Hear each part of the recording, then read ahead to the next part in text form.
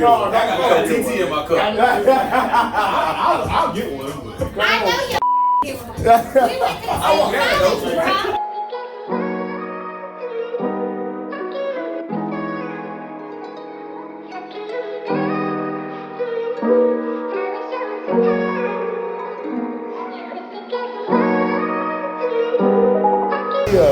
Sex on the beach. Drop in the sex on the beach, that's fire. Real case. Real case. Yeah, I'm about to get on that.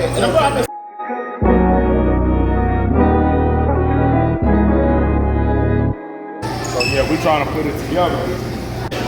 Nah, what you look at me play? Like, nah, bro, I just mix and match. I really don't ever get those. I was about to get what I got at the crib. That was bad. Oh, bro, like, yes, I know you done had the mama. I really don't want to break too much. I get mango pina colada and peach all the time, so the mama is probably fire. Well, we had big cheese. Bro. We out here, Mr. Cajuns getting right. Salute to them, shout out to them. Hey, man, y'all see the love, so I gotta get my boys right. Get them loose for the show. Hey, the home, look at that. The home of the 1999 Cajun Shrimp Club. Hey, it's about to go down. Oh, let's see. I didn't put. I should have got about AJ Brown. AJ Brown. That's what I knew it was somebody. Your top 5 was about 20 people on it, bro. No, it's top 15. Did not have Odell in it. Did not have Odell in it. Did not have Odell in it. Like, this is my top 15 with no Odell. Like, I like Lord. I like McLaurin. I like Lord. I like Lord. See, I didn't put Terry. He going crazy with no QB. With no QB.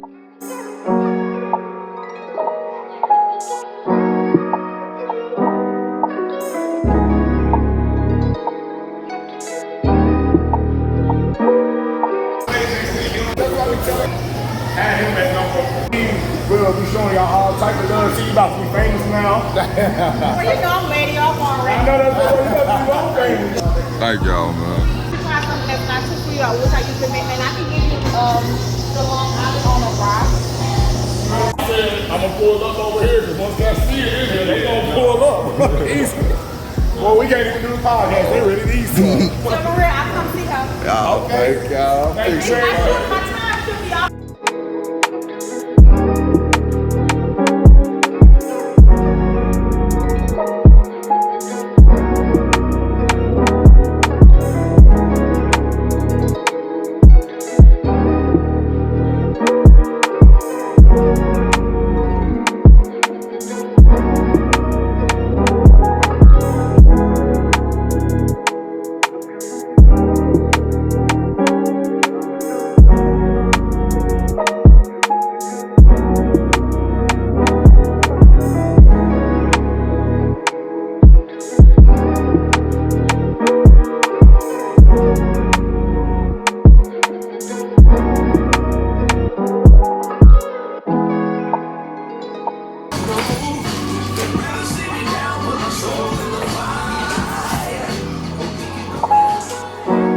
You know DeMarco?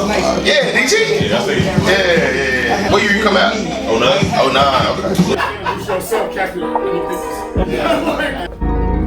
What's good? Y'all asked for it, so we sitting down. The first episode of Listen2DP podcast. We here. We got to get the business out the way first.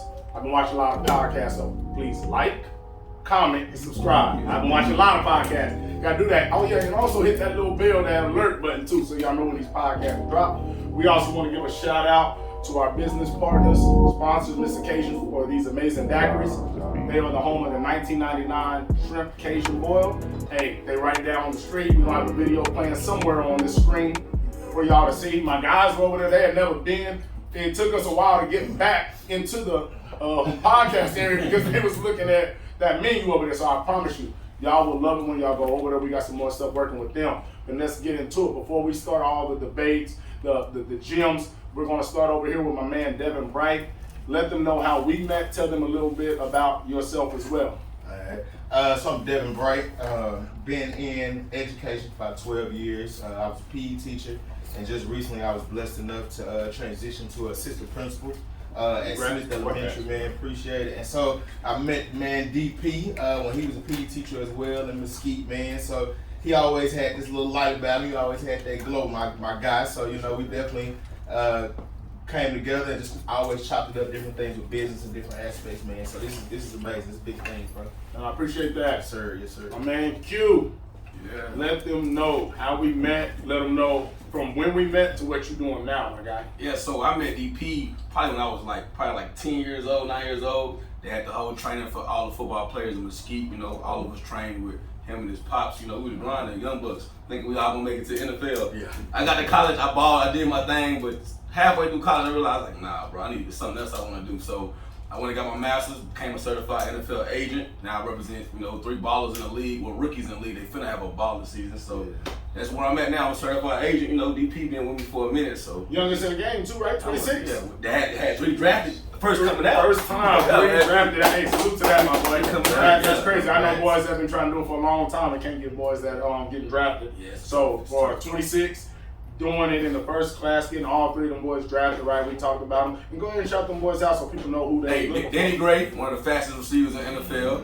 Finna be a baller. Hassan Haskins, one of the most powerful backs in the league, and Keontae Ingram, one of the most finesse backs in the league. So I got 3 ballers, 3rd rounder, 4th rounder, and the 6th rounder. They all gonna kill. All them boys richer than me now, but that's the goal. That's the goal. The more rich you, Yeah. the more richer you get. Facts. Yeah. Good. And I got my boy T.O. Go ahead and introduce yourself. Let them know how we met and let them know what you're doing, my guy.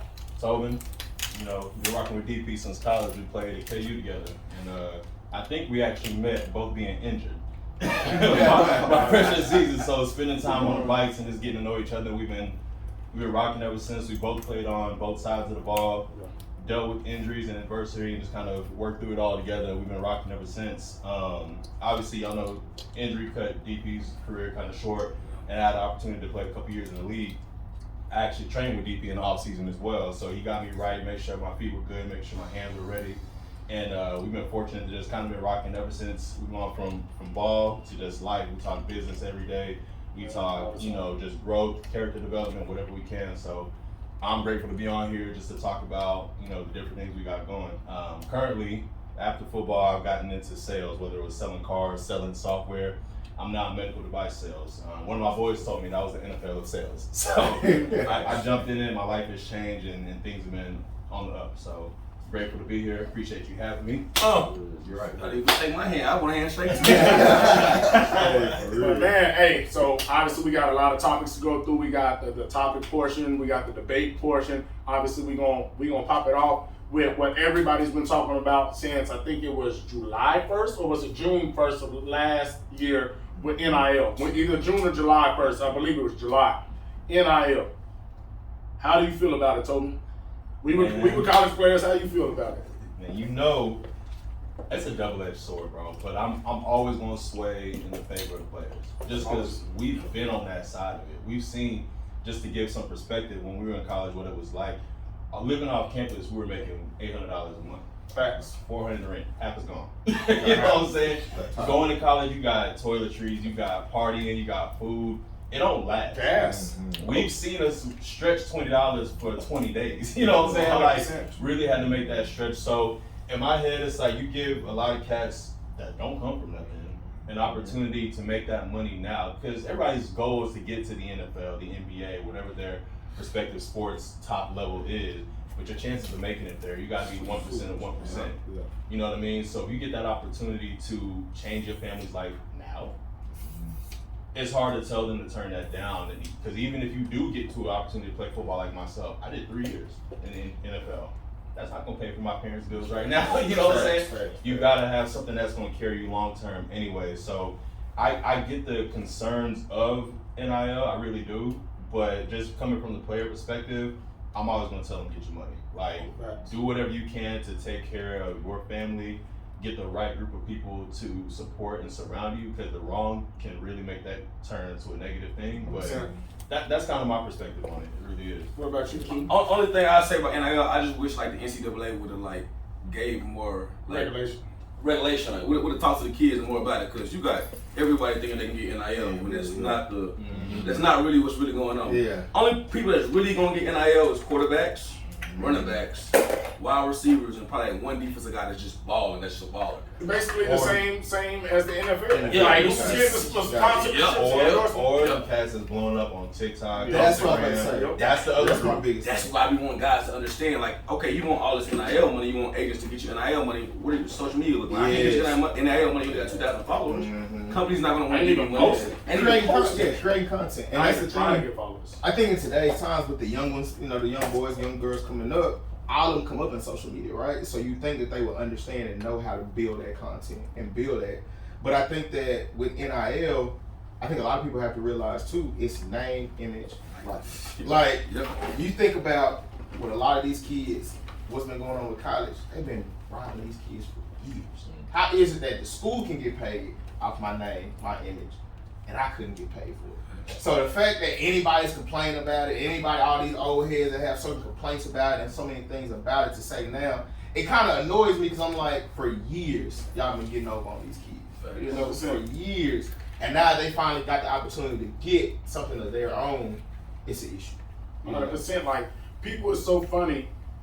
Like, not only with NIL, people that never made it to college at a high level are the ones that hate on the athletes the most. Y'all should just be happy that y'all have fans. Y'all should just be happy that you're getting a scholarship that pays for the stuff. Like, why should these 18-year-old kids have all this money? Why shouldn't they? Like, if it wasn't sports in college, like if I create something on YouTube now, like we talked about it, old girl, she's 8 years old, made $28 million on YouTube. Y'all ain't complaining about that. Right? If I'm 15 and we see all these kids on Shark Tank, we creating businesses. Ain't nobody complaining about that. But when it comes to the athlete, so many people wish they would have got there, so they don't want them to get even more baby and you're spoiled and this and that. NIL is a great thing. Yes, we need regulation, right? There's a million other things from alcohol to the marijuana now. Everything goes through its rough patches and then it gets crypto. Unregulated to, okay, it's getting out of hand, let's regulate it. Everything goes through regulation at some point, but to start it, it's a little rough. It's gonna go through that. You think for the next 20 years, cats is gonna be just doing under the table deals like in the, they're not under the table, they're in the open, but more shady, just throwing money deals. No, they're gonna be like, okay, if you can't give me the flyer or the commercial that this kid got the $1 million from, he's ineligible. But now if you can show me he was actually on TV for that commercial, it's fine, right? Because right now it's not name, image, likeness. It's, hey, we giving you $1 million to come play football. Right? So it's just recruiting. It's an unlimited salary cap right now for these schools. So I love NIL. I just know that it needs to be regulated, at some point. Because the reason why I love it, because Tobin will tell you, was I the best college football player out there? No, not by any stretch of me, but I was really good. But I will put my social media mind at KU against anybody till today. I had a reality show that made it on ESPN. Skip Bayless and Stephen A. called us. You can ask this man. Skip and Stephen wanted us on their show. ESPN asked us to come on the show and do what's called the car watch. That's where you go from the first show to the last show. We were on Tosh.0. We were on Not Top 10. College Football Live. The Yankees calls. If I'm getting all these calls back then, what do you think that equates to today? And then I don't even know if Tobin remembers, I was so much in the social media when I got hurt my senior year. After sitting out and they found out that I couldn't come back, they asked me to do a blog on the team while being on the team. Like, think about this. What other college football player have you ever heard of? Mind you, we're not at Bama winning every game, so I don't get to say, oh, Tobin win all. We're at this time, we losing by 30, 40 a game? And they're still saying, DP, we want a blog from you after the games because of your interactions with the fans. Right? So I go back to, hey, I missed out on so much opportunity there that could have changed my life. This podcast could have been in a studio maybe if I would have got to get the NIL bread back in and the connections, right? So that's what I go back to think of guys like me back in the day. And not only me, because, right, destroying. He had to quit football to do YouTube. Right? And he made the right decision because he's making a lot of money. So that's what I go back to think of, like when guys are putting their hard work, effort, creativity, but the only thing stopping you is football, because I was good at football, I can't do this. That doesn't make sense. Yeah. You can't be good at two things basically back in the day. Right. You only could be a good athlete and they was gonna cut you off. So It's something to think about though, because we all grown men, some got families, and we've seen these things from a different perspective, being on the other side of it. Think about if you're 18 years old trying to decide what school you're going to, does this have some sort of distraction, or does it change why you went there? Because we chose KU and lost a bunch of games. We didn't go there because of money. You know what I'm saying? Yeah. What your parents say? How's the education? How's the business school? How's the chemistry with the players? And those are a lot of things that we looked at when we were going to school. So NIL wasn't a thing. Like, and when you're 18 years old and have that type of opportunity, that's a different perspective than we have. I'm 31 years old, so I see it from this lens. 18 years old, I might make a dumb decision. You gonna take a bag. I might make a dumb decision. That's not the best for my future, because you're 18, you don't know nothing. You know what I mean? And you see it now, like NIL is messing up a lot of players' performance on the field. Oh yeah. Spencer Rattler was supposed to be a first-round quarterback this year. first pick of a draft, not first round, first pick. Start doing all the NIL. But I think it's gonna expose those who ain't it too. You know, because I think at the end of the day, yeah, you worry about that bag, yes, but I think you gotta perform in order to get that bag. You gotta perform first. Same thing with the content area. You know, like as I see some of these old school coaches and they thinking like, oh, this is getting away of this, it's getting away of that, it's getting away of this. And I understand that, but at the same time, if that kid got it, that kid got the talent. If I'm a kid that has it, I'm gonna get that bag regardless. You know, so and just thinking about it, think about this. This is something that I just literally thought of the first time. NIL, you get in the bag pretty much at 18, 19, right? Cool. But shoot, up until 10, 15 years ago, however long, probably not even 15 years ago, boys was going in out of high school to the NBA. Yeah. And they only got to do 1 year. So literally, they still 19 getting the bag. Yeah. Right? And it ain't even the young guys that we hear about getting in trouble all the time. Basketball players and baseball players been getting the bag out of high school forever. But now it's football, and it's like, oh my gosh, right? So I'm gonna ask you, think if football players can come straight out of high school and play in the NFL? Nobody. no. How about freshman year? No. Like sophomore year? Sophomore, maybe depending on position. Jamar Chase. No, I'm not saying depending on position. Freshman year, no, because boy, you gotta have at least that one for sure developmental year to really get in a lifting program, eating. Right. Just like sit there and like you said, and I probably said never, but like on I Am Athlete, they talk about DJ Williams. He was a dog already, the linebacker. I forgot who said it. It's like if anybody could have went out of high school, it was him. And then I think maybe. And I don't even think, I know AP could have went out of high school. So, like you see, he should have won the Heisman as a freshman. He almost went for 2 bands. Like, in the old Big 12, when the Big 12 and SEC was really like that. So I think, but that's like one out of every millions and millions, and it ain't because of really skill set, it's because your body. You got somebody literally that got 3 kids and a white man home, and got all that big up energy, 240, and I'm coming out, I don't care how quick I am, I weighed 157 when I got to KU, right? And even if you weigh 185, like some of them dudes now, it's still a different 185. It's a long 185, right? So the 230 I got KU with and 235 by the end of my freshman year, a completely different. Bro, like it's so crazy because Toba was like skinny, like you were like longer and skinny, like so that's the difference. Like I might weigh the same, but my body is structured in a different way. But like, what year did y'all have to make? Excuse me. No, you good. What year did y'all have to make a decision, varsity wise? Even in my class, I was around the superstars. You know, I was second string because of the superstars. So one in particular, Cadillac, he played defensive end. He did whatever he did elsewhere on the football field, but he was a basketball star. Yeah. So at some point, he had to make that choice of what am I going to do? What am I going to go? Is that necessary? Do you need to make a full-fledged choice either way? Or do y'all think y'all can make it 80, 20, 70, 30, 60, 40, 50, 50, splitting yourself between the two sports? Is that a possibility at all throughout high school? Y'all feel like you had to make a choice at some year? Or do y'all know anybody who might have been able to take both sports and maybe throw in track or anything else? I know people that do it. That took both into college? No, not into college, but I know many people that could have did either in college. But I tell people it's super simple for me. it depends on how good you are at either sport. So say I was a D1 football player.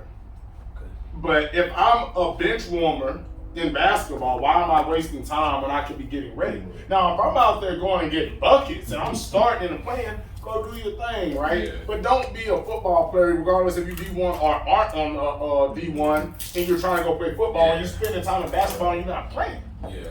And that's anything, like, because you're always going to run track if you play football. They're going to pretty much try and force that on you. But that's just an extension of football, right? Yeah. But it's crazy because I made a decision faster than most people. So I balled out my freshman year.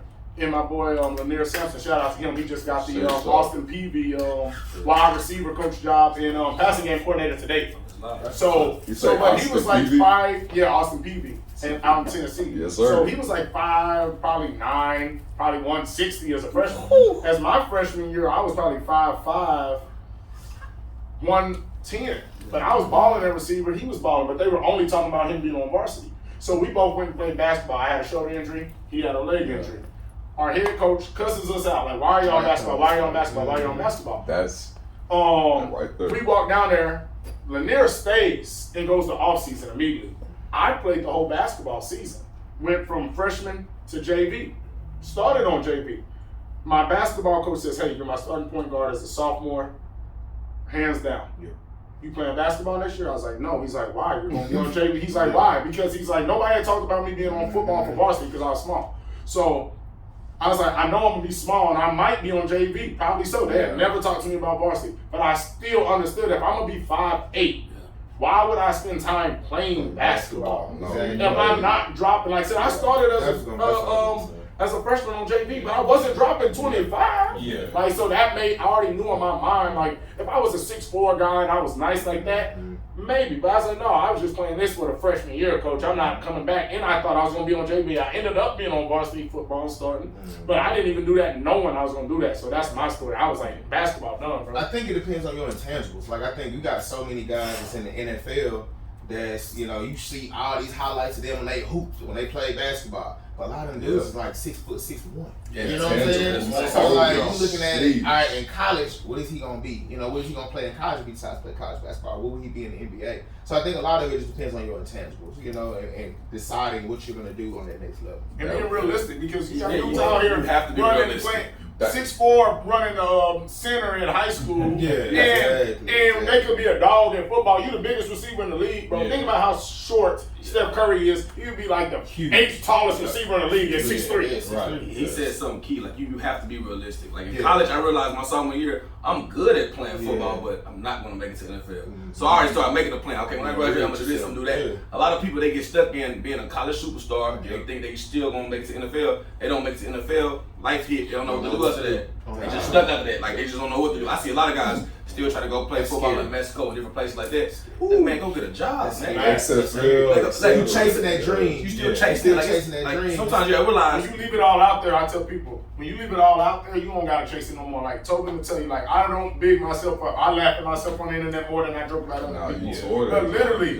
it's hard. Tobin will tell you, I gave everything I had at KU. I never missed no training. I did extra stuff. I was training people out at KU. So when my time didn't come in the NFL, I did one camp after Pro Day, which I killed Pro Day, and I said I'm not going through these politics because I gave everything I had. So I'm not about to try. And Tobin to tell you, if I would have probably tried for 2 or 3 more months and just kept knocking at the door, I probably would have got a try. But I was like, bro, I gave everything. I don't got time to be waiting on politics no more. So you as a trainer, would you ever tell a person like, all right, this ain't for you. Maybe you need to find something. Like, I mean, because you're gonna make your business though. No, that's right. I don't think it'll affect your business though. I don't think it'll affect your business though. I don't think it'll affect your business though. Like, y'all keep talking. I think you can be honest with somebody like, man, this ain't, because I got guys all the time hitting me up about me signing them. Like, I can't sign you. Like, there's no way your NFL team will take you. Okay. You don't have no college film. Like, in that breath, man, like given I'm a bias, but just DP in general, I'm outside looking in like, but damn, bro, you're so dedicated, disciplined.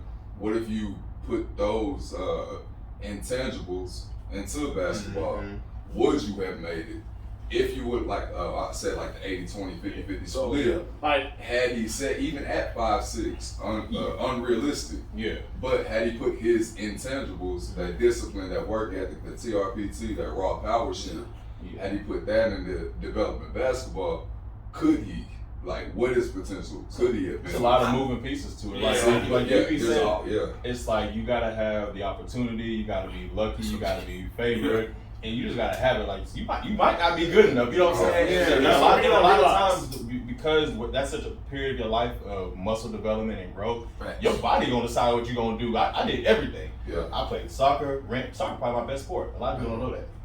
Ran track, played basketball, played football. Bro, I watched my track times get worse every year. Why? Because I was putting on muscle for football. I went from 185 to 230. Yeah. You don't see too many 230 cats running track no more. You know what I'm saying? And that's also the reason why, what you saying that is the same reason why everybody has faster high school 40 times than they do in for pro days in the NFL. Bro, but 50 pounds of muscle is a lot of weight. Facts. And you're not doing speed work too, right? So not proper speed work.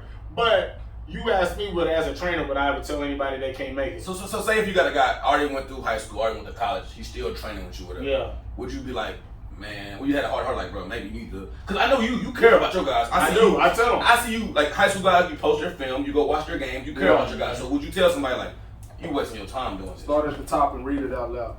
Go ahead and read that. Somebody said, you think you can get me in the NFL?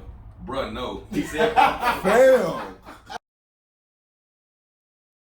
Hey, bro. Like read it though, like I'm real with people. Hey, give it context. Read it like, these are questions we get as trainers though. This is real. The kid said, why not? I can go as safety or quarterback. DP said, what are you talking about? You don't even play college football. Yeah. I mean, that's like, bro, like those are the things. Like I'm a realist. I don't want to ever lie to nobody. Yeah. Because I could have literally took his money and say, yeah, come train with me 5 times a week, and I promise you'll get a shot. I'm not gonna lie to you, bro. No, you didn't play college football. And then think about this: anybody that says I can play quarterback or safety trying to get to the NFL already. Like, what do you mean you can play quarterback or safety? See, you don't even got one position you trying to get there at. I'm ready to give bro praise. Like, how many people could you say no to, and then they actually have a rebuttal for you? Like, nah, bro. Like, this is something I really do feel like I could do this. But when we talk about being realistic, find somebody else to train, you know. And if you go through that whole thing though, I told him like, bro, I will train you and get you in shape, but there's no way you make it to the league. And when we talk about being realistic as an athlete, right? He said, well, remember the one guy from Oklahoma State that went to the league at 27 at quarterback? I said, yeah. I said, no, Brandon Whedon. He said, yeah, him. I said, the same Brandon Whedon that played professional baseball. Oh, he wasn't sitting at the house. I said, bro, you got 3 kids and a wife and you overweight. What are you talking about? It's not the same. Yeah, so you got level. Well, Kyler Murray, 5'10", Kyler Murray, the best to ever come through the stage. But see, that brings a question that I would have for y'all, being college athletes. Talk about just that mentality that you have when you realize it's over, right? And you have to pivot to that next thing.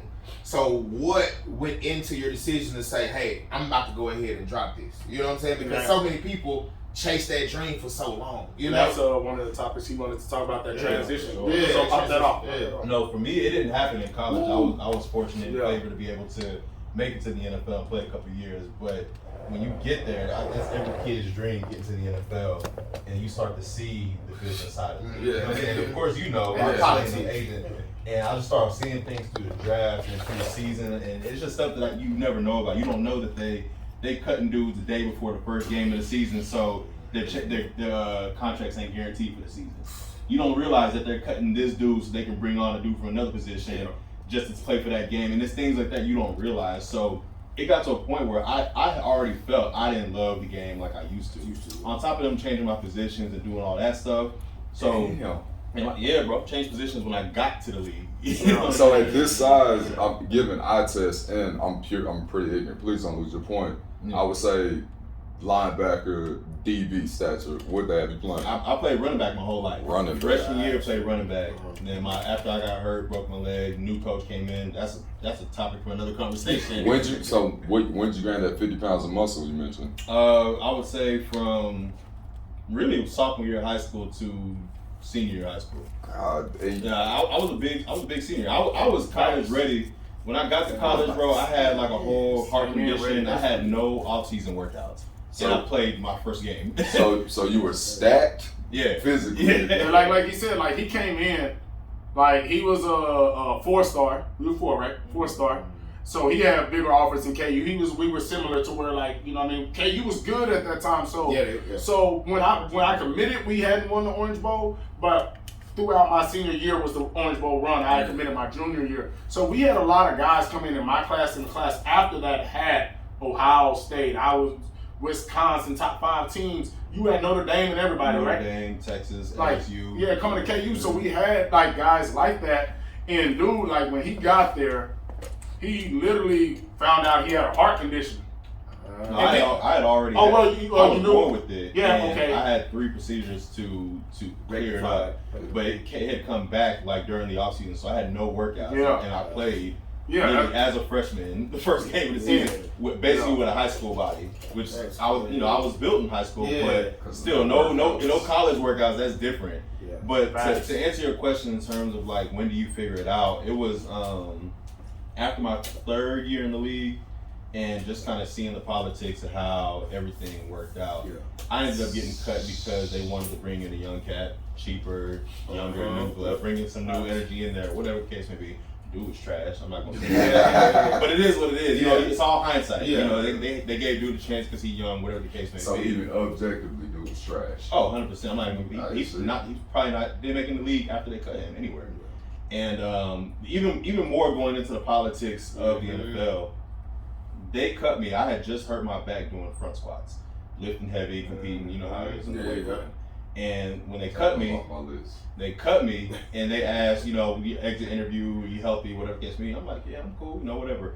Knowing I got a slip disc in my back, but in my head, I've had that since college, like no big deal. I get picked up by the Broncos. I'm like, cool, I'm good. I'm picked up by the Broncos.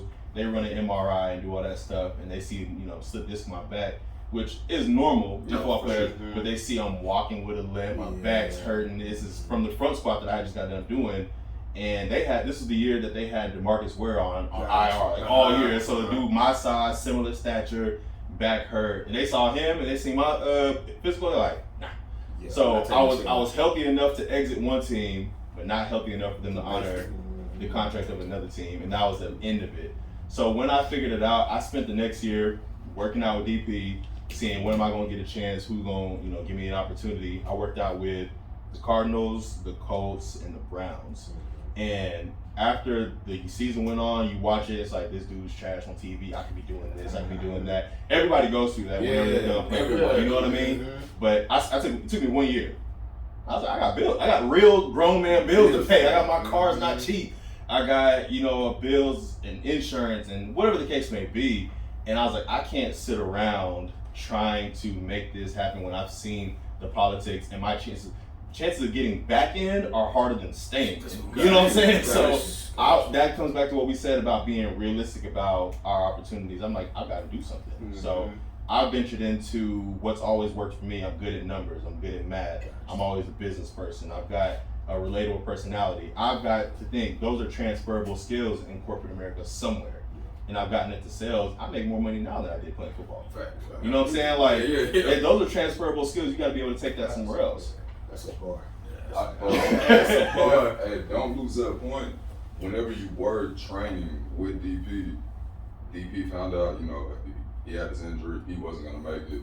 You found out you had even an opportunity or that you were going to make it. Mm-hmm. Could you sense, and give me his right here, but could you sense any type of animosity from him coming from you were getting an opportunity that he feels like y'all competed? I'm sure y'all competed at a level that y'all feel like. For sure. From him personally, no. But I think that takes a specific personality and a special person to not feel that type of animosity from people. And I'm sure he dealt with things internally. You know what I'm saying? I don't think he grew up and said, I want to be a PE teacher.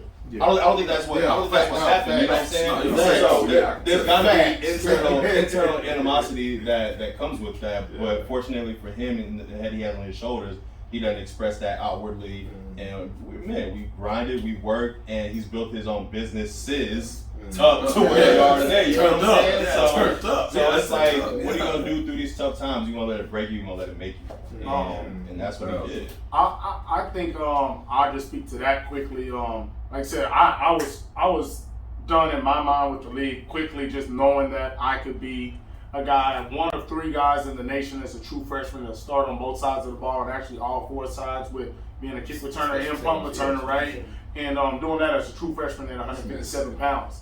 So then you say, okay, I started next to Chris Harris Jr., who's now going on year 12 in the league. Came back to receiver in my first year playing receiver. After that year, preseason Blitnikoff guy. And then going through all that to not get picked up by anybody that I've seen. Like we had guys on our team the year after who had 8 catches, 140 yards, no touchdowns. If y'all saw my post the other day, my first game I ever started at KU was 8 for 132. Right? So I got really, it got through my mind faster. Like, it's not about you, DP. It's about what other people want, the process, and everything else. And to be honest, I like the day the draft came and went, the last round, and I didn't get picked up. My pop says, "You good?" I was like, "I'm good." Right? And then the next few days, as people get picked up, how's it going? How's it going? I'm completely fine. And we'll try and figure out a shot. Went and did a CFL tryout, actually. Did that, and I was like, you know what, Pops? I'm actually good, bro. Like, to be honest, he's like, are you sure? I think it hurt my Pops more than it hurt me. Because he's seen the grind, the effort that I put in. And not only that, when I told my bro my senior year, when I did have the 5th round draft grade, he was like, bro, this was like, you know, my son shot. He did everything. He called me one time when we were talking on the phone. And he was like, how are you doing? I was like, oh, I'm good. You know, I'm down here chilling. He's like, why every time I call you on the phone, you're calling me down instead of the opposite? I said, because I understood it just wasn't in the plans right now. And there wasn't nothing I would have felt differently if I would have been like, oh, I was skipping all type of workouts. I was getting in trouble. And I literally had no animosity. He told me to tell you before I trained him, before I trained Chris Harris Jr., I reposted all their stuff. Like, I was shouting out all them boys, like, and I never even asked any of them to train with me. Like I said, I was a new trainer. I was just boom, boom, boom. Hey, I started building on my name. Chris, ADP, let me pull up on you. Tobin and them was coming and this and that. So I never had anything. I was like, they'll see my work when they see it, but I never had any animosity towards them before they were training with me, after they were training with me, because I said, I seen them grind. Like, why would I be mad at him getting an opportunity? He didn't pick the team, right? He didn't draft everybody. Somebody drafted him. So I was done with it quickly because of my pops being a trainer. And I just had seen so many guys way better than me not make it. So you were because I was like, bro, those cats that were way better than me that didn't make it. Why should I be mad because I did? Yeah, you can be disappointed, but I'm not mad when I done seen the cat start for 4 years at OU and number 7 safety in the nation, and I get an opportunity in the league. I'm not mad. But that's part of the reason why you made it in other aspects of life, because you wasn't sitting up, you know what I'm saying, hating on nobody else that made it. That's why, I mean, I'm a big believer in God, bro. So I feel like what's for you is for you. You know what I'm saying? I think that's why he put you in another position. So and like you saying, like my transition happened way early. When I got to college, I knew I wasn't finna go to the NFL. I only started 8 games in high school, and I had a lot of D1 AA offers. I was like, oh, I ain't think I was even going to college, so I took that or whatever. So truthfully, not. I started 4 years in college at Corner. I started off 4 years. My senior year, I broke my elbow or whatever. But I still, after the season, I still had a lot of agents hitting my pops up, whatever. At least wanted me to try though. I told my pops, like, man, I don't want to be an agent. Like, my pops was mad. He didn't talk to me for 2 or 3 weeks. He was mad at me. So we had to talk 3 weeks after. I said, Pops, look, if I get drafted, how many draft parties am I gonna have? He said, I'm gonna have 1. I said, I'm gonna be an agent. I'm gonna have three draft parties this year. I'm gonna have so many draft parties going forward in life. He got experience with my draft party this year with one of my players. He understood what I was saying. Like, Pops, I got you. Like, I ain't tripping. It's gonna take a while for me to become an agent, but we're gonna experience way more than just me getting drafted. I promise you. And I'm gonna make more money because I probably only gonna be in the league for like a few months. Facts. And so let's talk about like another one of our topics that we got, and it just transitions perfectly, is like cats not willing to sacrifice to even get there.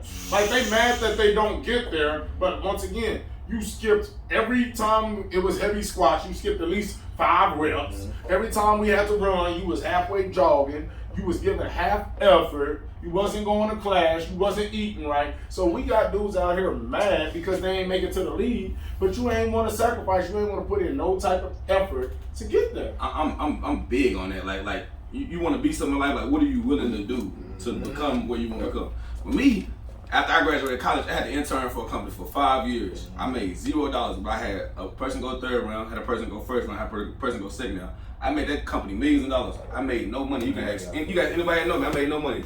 last year I was thinking about like, man, I'm finna just do something else. I got my first breakthrough when the company I work for now, they called me, offered me a job. My first breakthrough, like I went 5 years without making no money to chase my dream, and now it's all worth it. But I don't know how many people would do that. Like when people call me and ask, well, would they be an agent? I'm like, man. In August I had $18 in my bank account. Like $18 in my bank account before I got that job offer. You see what I'm saying? So I don't know how many people were willing to do that. Like, what are you gonna do to have your dream come true? That's my question. And I think that's life and in sports as well. Facts. You know what I'm saying? I think that there's so many people, especially, and I hate to be that guy, in this generation, you got people who don't want to work for nothing. You know what I'm saying? They want everything handed. And especially, you know, even with athletics, you got kids who've been used to being that Pop won a little league superstar for so long, and so many people have told this kid, hey, you great. They get in middle school, it's totally different. I got kids who was killing people in elementary. You know, you watch them in the ski league and all these leagues, they Hall of Famer already. They get in middle school, it's totally different. And then what is it then? Oh, it's the coach. Well, this kid ain't never wanted to work hard, even as a little boy. He ain't never want to work hard. So the same thing with college guys. You got guys who got on the field who just had it in them. You know what I'm saying? They was special already and they was great already. And you got guys who don't want to work though. I think a lot of times the people who actually want to put in the work, it's gonna separate. The cream will always rise to the top. You know, no matter what it is, if it's sports or if it's in just regular life. You know, so it all comes down to that's all character and all character building. Because even if it doesn't expose them in college, it's going to expose them in the NFL, it's going to expose them in corporate America, it's going to expose them in their relationships and how they lead their household. You know what I'm saying? Like, you're going to have to work for the things that you want to give. That's what we do as men. So I don't feel sorry for anybody who was skipping the reps and skipping classes and skipping these things, because it's all part of the process. You know what I'm saying? You've got to be willing to go through that to get to things that you want to do. It's going to show up at some point. You know what I mean? And that's just how it is. 100%. Let's go back a little bit. NIL and all this talk. Why say been out here snitching? Dry snitching? No, he wet snitching. Yeah. And that's what Skip Bayless said. So if it's dry snitching when you don't say who it is, you wet snitching. He wet snitching out here, bro. He's calling out Prime, calling out Jimbo and them. And my whole thing is, like, it's so crazy because the fact of them is, he was so, especially like he said, mentioned Deion and Travis. Yeah. But the fact that he calls Jimbo out so much by name, when Jimbo knows what he has done, only tells me that he knows even more what Jimbo has done as well, because he don't fear that Jimbo gonna say what he's done. Think about that. Because I can't even go like they all are. But that's my thing, y'all all are doing the same thing illegally before NIL. Now you mad when it's legal. Do you think that comes from fear though? Do you think that he realizes that Texas A&M with the Brewsters and the collective and all that kind of stuff is 100%. so much deeper than Bama's? I think it's a fear thing. They beat you last year. Yep. You know what I'm saying? They beat you last year. Now they look at this recruiting class and you saying, oh, they done pay for each one of these guys. You think it just comes from just straight fear? Yeah, he wants to say no king wants to lose the castle.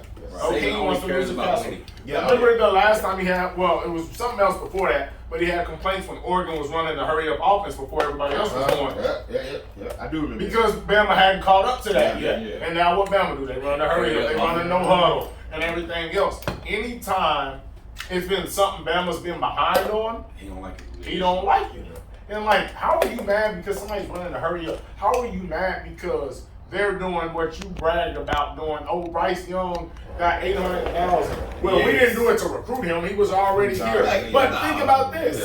You don't have to use it to recruit technically, because when you say that, every other quarterback, you're using that as a subliminal. Look what our quarterback got. You're recruiting everybody, not one player with it. When you say that and brag about it, you're recruiting everybody when you're proud. Look what our quarterback got. He ain't even thrown a pass yet. He can come get this too.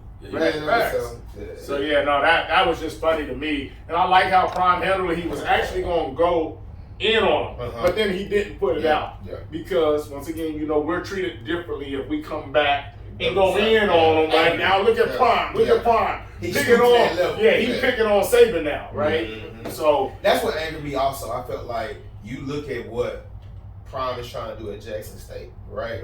And so you gonna choose that man to be the one That's that what you I'm go saying. after. Him and Prom got commercials together. Yeah, Affleck. You know what I'm saying? Like, who do it? Why attack Prom? Like Travis Hunter ain't gonna.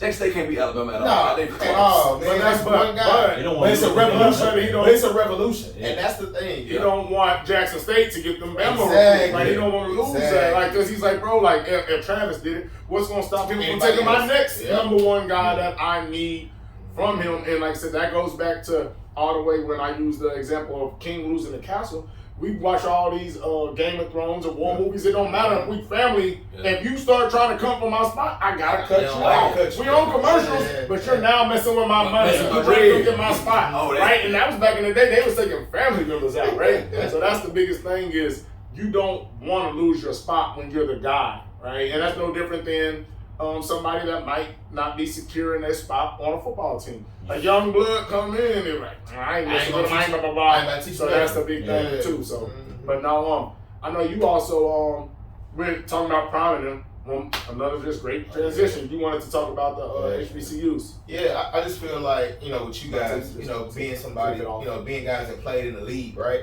We see the landscape of what Dion is doing right now, and we see that, hey guys, he got something that's taking off. You know what I'm saying? With getting guys from Power 5 schools or big offers to even take a look at HBCUs, right? We see that. Yeah. So my question for you guys, being college athletes at 17, 18, you being recruited heavy, you going on these college trips, you seeing this, you seeing that.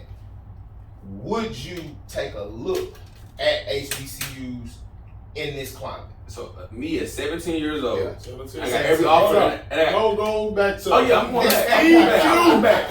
And I got you don't know nothing right now. And I got every offer in the nation. Yeah. Hell no, I'm not looking at HBCU. But now me being 26 years old, if I can install that, if my child, if my kid, he get offers from everyone, he got HBCU. Man, go take a look. Yeah, go take a look and go at least give him some publicity or something, because what Travis Hunter did is game changer. And I apply his parents. For even letting him even go visit Jackson State. And like I said, I'll go to me. I would have definitely visited because the simple fact once again, Randy Moss, no, but I had way bigger offers than KU. Right, I had way bigger offers than KU. And I ended up at KU because I felt it was the best place for me. So I applied Travis Hunter for literally doing that because I personally don't think I would have done it because it also takes Travis Hunter to do it. So like I said, now if I put myself in Travis Hunter's shoes and say I am number one and my coach is Dion, like as DP being recruited, how I was recruited in the ranking I was, nationally ranked, but I was 70th in my position. I wasn't number one in the nation over everybody. So 70th says I need other guys, I need resources around me and this and that. When you the man, you the man. And when you the man that got the man, Dion with you, there's a lot of things that fall in your way, and that still don't make it an easy decision. But it makes it easier than me. Or even Tobin being a 4-star, just because you got Notre Dame and Texas, a lot of people got that. You ain't the number one recruit in the nation. And the guy that's bringing you there actually plays the position you're trying to play. I would have been like, okay, cool. I got KU, I got Wisconsin, I got Florida looking at me, this and that. Okay, these boys is talking. Hey, Coach Prime talking good. Playing wide out. Hey, Florida. 200,000 right now. Prime telling me about what I can be. I know what I ain't gonna be at voting. That's broke. Right. So I applaud him for that move because that is a bold move. I will say it's not easy, but it's easier being the number one recruit with Dion being there to guide you every step of the way. So, like I said, if I'm him, I can see why he made it. But me being me in my position, I don't think I could have done it, especially back in 2008. Because the climate was way different, right? The climate was way different. We ain't have Black Panther out yet. We ain't know what Wakanda was. The George Floyd situation didn't happen back then, so that changed. It was happening. It just wasn't. It wasn't. But that wasn't a thing. I think like George Floyd, a lot of people just started. I after George Floyd, you see a lot of people start being pro-black. Pride. Which they should have been pro-black, but after George Floyd, True. it changed a lot of, it That's changed a what lot I'm of saying. A lot of stuff. this is perspective. We get to look at this as grown men. Grown men, Like you yeah. said, on the other side of Yeah. George Floyd, on the other side of Kaepernick kneeling, on the other side of even Black Panther, which is, it sounds like a joke, but But it's, no, like so back when it was where now people are thinking, you got the mass majority thinking of they're pro-blackness and trying to figure these things out. We get to see that as grown men. Now you look at that through the eyes of a 17, 18-year-old. Yeah. Would I say I would choose it? I can't say that's the case, but would I consider it? 100%. Like you said, you got to be able to can't consider you- it, but it's got to be the right situation because Deion went coaching Yeah. when I was 17, 18 Yeah, years old. exactly. So that's not a resource for me. You got to think of what do I want long term? What's the best opportunity for my future? I want to get to the NFL. What school provides me the best chance of doing that? Exactly. For my parents, I come from a Nigerian household. Education is important. What school has the best? All things that are important. I'm not gonna say I'm pro-black, so I'm going to a HBCU. It's got to be more to it. It's got to fit me. Yeah. Like, It's I still your life. had bigger offers in KU, but for me it fit. Yeah. You feel what I'm saying? Gotcha. So if it's an HBCU that fits me and that's the best opportunity for me, I'm gonna take it. Yeah. But I would consider it, but I can't say it'd be a shoo-in though. And the thing about it is too, like I said, it's almost two conversations. Are we talking about us if we were 17, 18 today? Are we talking about back in some HBCU? Because HBCUs didn't even recruit us. Didn't even You're right about that. But why though? Because the fear of like why we waste our recruiting dollars. Yes, on that's somebody what it that we is. know. They don't And even it wasn't even the fear, it was the fact. They And got at a that chance. time, nobody at that time had did it. Yeah. So There think was about no it. Deion. The reason, Yeah. right, the reason why Alabama, Texas A&M can recruit better than everybody because they can go sit down next to Q. Yeah. They can go sit down next to you. Texas A&M Commerce, Yeah. a HBCU, a D2 can't fly everywhere. Yeah. They have to go to a mega camp here. Yeah. They gotta send out letters. They gotta literally get on the lines and create relationships with coaches that are gonna send them a guy. So HBCUs, I promise you, I never got one letter Not from one. HBCU. Yeah, that's what I'm saying. Never, It took a Deion to change that narrative. Like nobody else was gonna do that. But And the Deion. way recruiting is now, you got coaches hitting up cats on Twitter. Twitter, You know what I'm yeah. saying? Like, So getting Stylies off of that's Twitter. not the Scholars offered on social media. Like, that's not. They didn't have those type of resources to do that back then. I think it's that exactly what y'all saying, and then I think you kind of gotta have, like my uncle, man, he's big on this. Like basically, he's been talking about this for years. Students going back to those schools if you're an athlete, and the reason why is he talks about how the segregation, in a sense, basically killed the black colleges when it came to athletics. All right, because it's more exposure To the economy, but we'll get into that another time. Yeah. Everything. And so everything he's big on it. So he talks about it like just a lot. And so my biggest thing is what Travis Hunter did. To me, it was huge, but I think it would be even bigger when more basketball kids do it. And the reason I say that is because when the number one, the number two, the number three players in the nation in basketball takes, for instance, all over one school. Look at what happened with the kids in Michigan, right? The 5. All right, the Fab Five, right? If something like that happens at an HBCU, like the top players in the nation do something like that, and they're on camera, that creates so much of a revolution. The thing was the Texas Western. Exactly. Or Glory Road. Yeah. That was And that. football, Yeah. it's so many different schools, it's so many different, you spread out so many, and Travis Hunter gonna get a look regardless. Oh yeah. He gonna get a look regardless, he's Travis Hunter. You know what I'm saying? But one person in football don't have that Don't have the gravitational gravity pull like a basketball. Like basketball. You know what I'm saying? Basketball So, is it's a little bit different. Just like media, they're cultural figures. More Yeah. compared, like you gotta have the hair, the smile, Yeah. the Well, they talking game, about like OBJ to be big in football, right? Or you gotta be a quarterback. Basketball, you can be a point guard, a shooting guard, a center. Shaq got all the stuff, right? So it's just different. But like that is right. They're more of a cultural. More of a coach. figures. And what you're saying is, I don't even blame the HBCU for not reaching out to players or whatever. Because look, in the agent space, last year it was not one white player in the NFL signed with a black agent. So us black agents, we don't reach out to white players because we're not gonna respond to us. Yeah. Just this year, Nicole Lynn, she just had a 4th round draft pick, a white quarterback. Yeah. She just had a white quarterback. Yeah. So she's the first one who did that. So now it gives us other black agents confidence to start reaching out to more white athletes because she did it. So it takes a big figure like Deion and Nicole Lynn like that to change the whole trajectory of the That's game. crazy. Man. I had no idea. Bro, I'm telling you, but us black athletes, we gonna sign with a white agent before, but now they won't give us And it's just almost like that fear, and it's still like, and as sad as it is, it's that fear of rejection that we're not good enough. Like, why would this white kid sign with me? Like, like they're gonna see their people better than us. But then the same thing is like, the black kid might see the white guy better as well. So that's just us having to build up our own self, like walking into a building and understanding what. And if you say no, that's on you, because I know what I am. I know what I am. You have to have the guts for somebody to tell you no, because it's from the agent space to offering a kid to your wife. Yeah. If you don't have the guts to go talk to her, she can't be your wife later, right? So, and that's the biggest thing. We just have to build up our own confidence to say, hey, it doesn't matter if it's a white quarterback, a Mexican wide receiver, a kid that go to Duke, or a kid that go to HBCU. I'm that dude, and I'm gonna pull up on you if I think you that dude. That's real.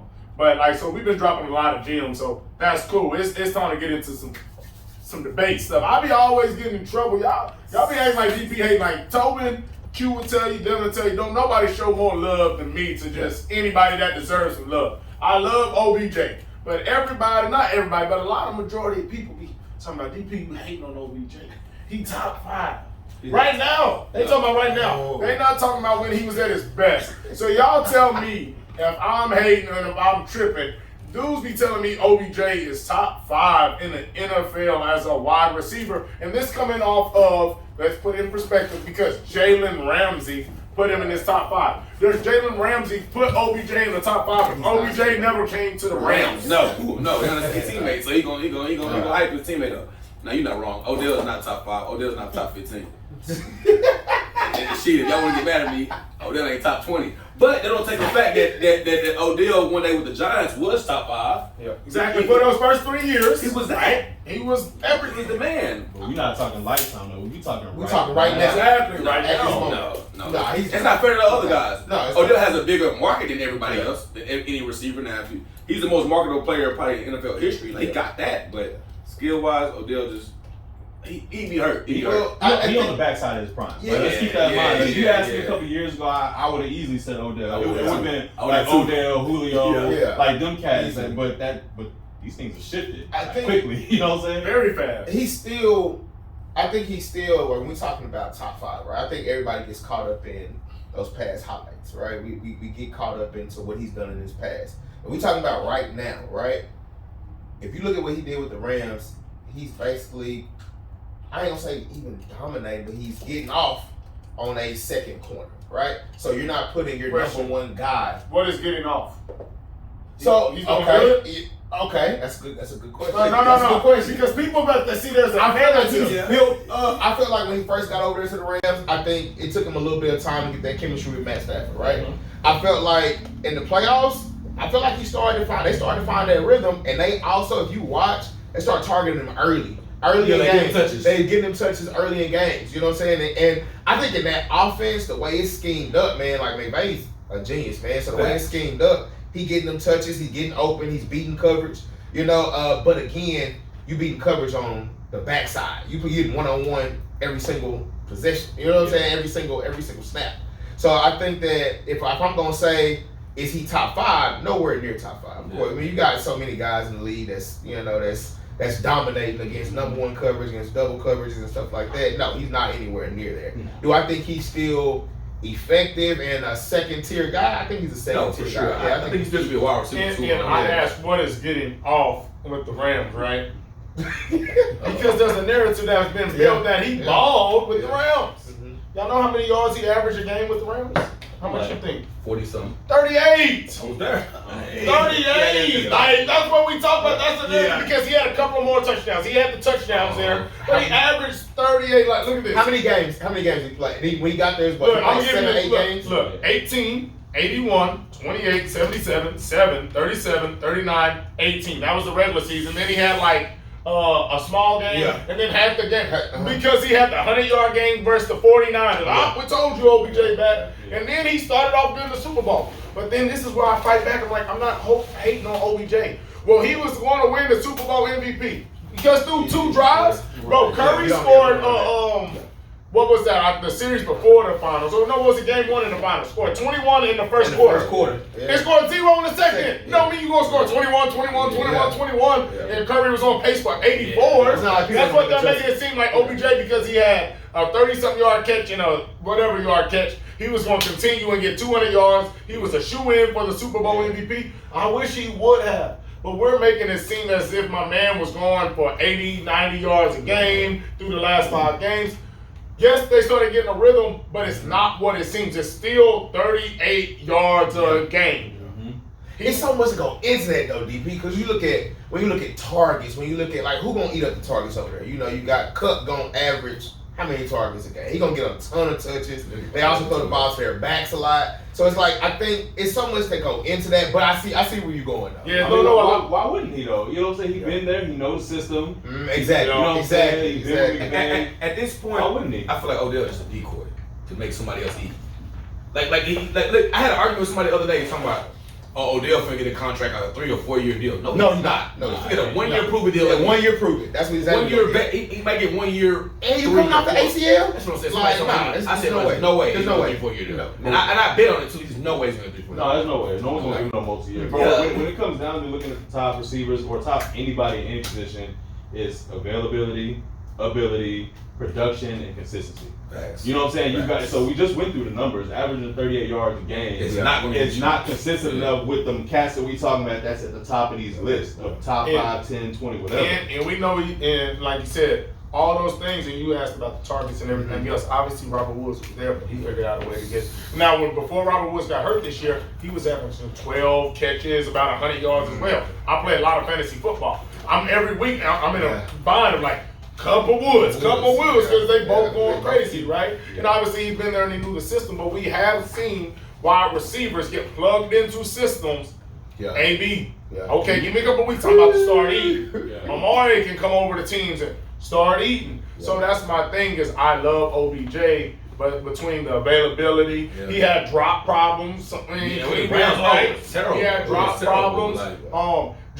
And then also with teams not picking him up off of the ACL. So I asked people this. This was a simple question I asked them.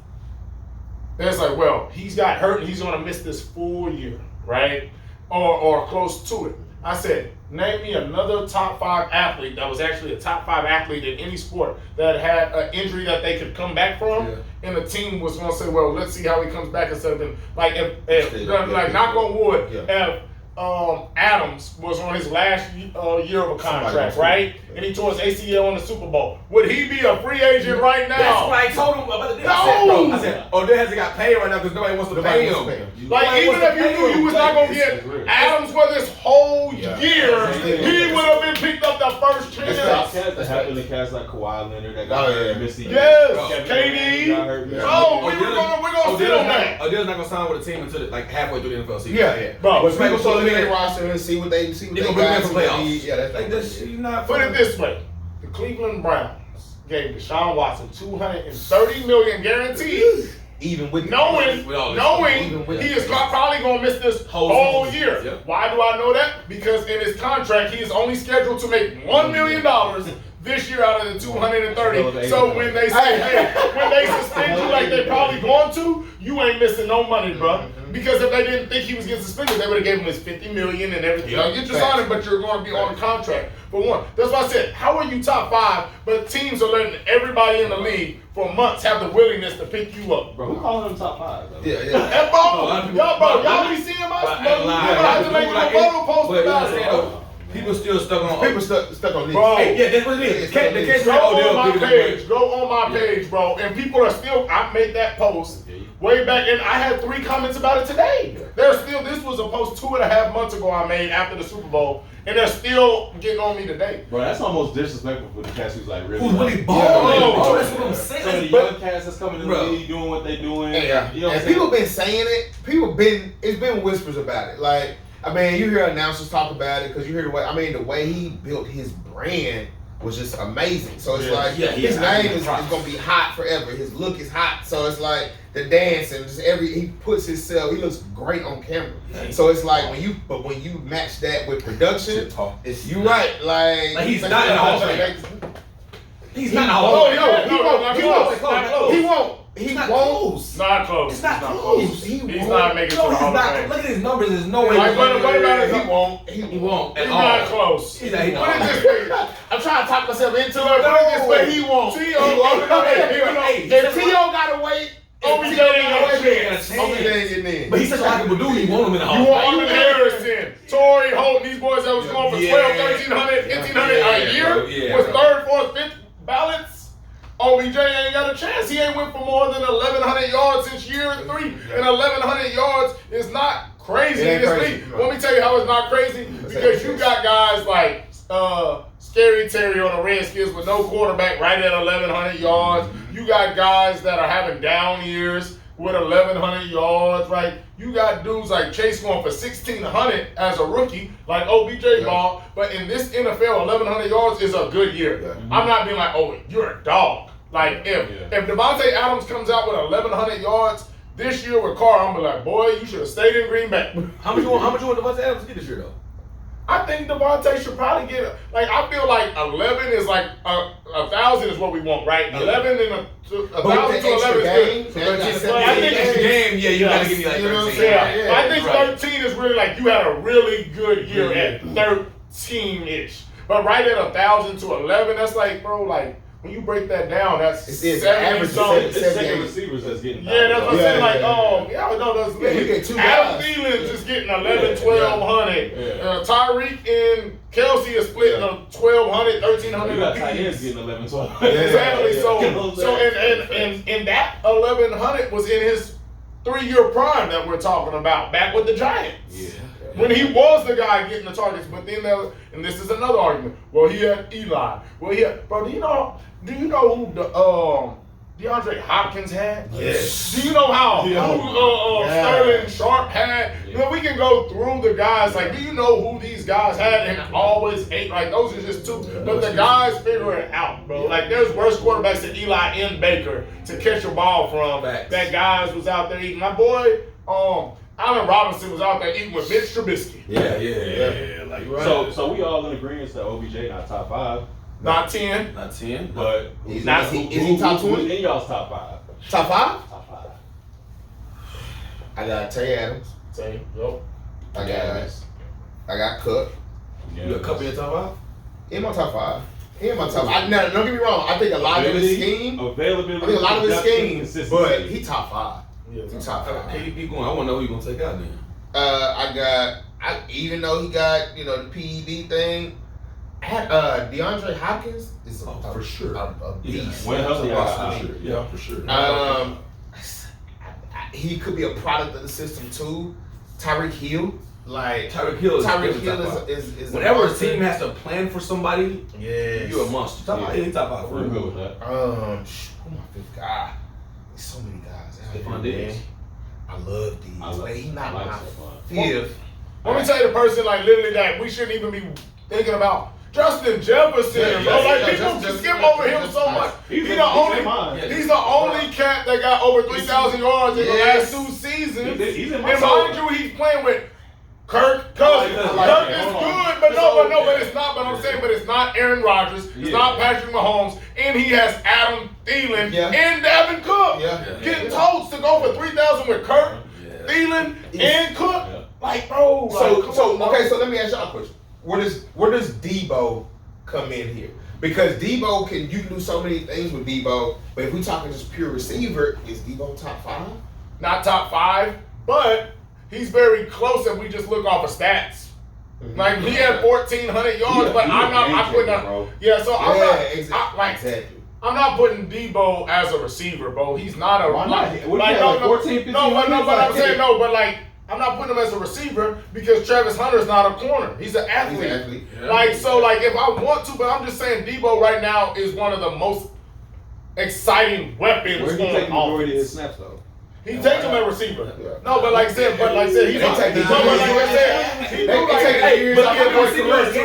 had 14. He had 14.05. And people trying to say he got a wideout. No, like I said, no. And like I said, a lot of screens. But it's still like 1,400. And like I said, I'm putting I'm saying that's why I said he's still right there, top 5, but I'm not just putting, like, that dude's a weapon, bro. Like, you know what I mean? Like 7, 8. Yeah, like that's what I'm saying about Sunday. That's why I say he's right there. All the lists I see. Cup is in everybody's top 5. He's not in your top 5. I want you in your top 5. Bro, you can't get the receiving record, the receptions, the yards. A lot of his scheme. That's what you got to give me. And okay, That's a lot to not be in your top 5. Because he's put up years. Let's preface it. Are we just talking about okay? Let's put top 5 over the last few years, or just top 5 going into after last year, going into this year? There's a difference, right? There's a difference, like going into this year. Going into this season. Yeah, so like from what you did last year, going into like. D-Hop not even top 5. We going to last season. D-Hop not even there. He was hurt. Yeah, so with Jamar Chase got to be in people's top 5.